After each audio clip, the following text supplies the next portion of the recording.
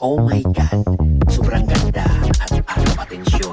Tessa Manalo ng Philippines sa kanyang latest look during press conference at launching ng Miss Cosmo International in Vietnam.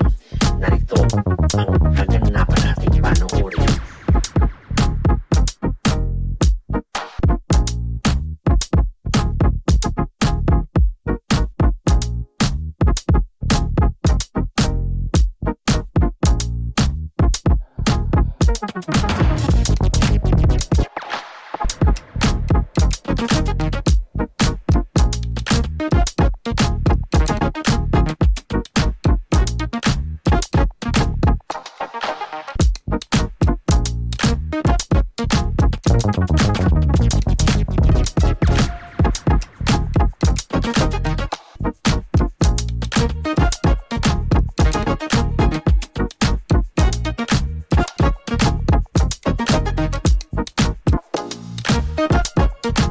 Yokoneras, don't forget to hit the notification bell para updated kayo lagi sa aming mga bagong videos.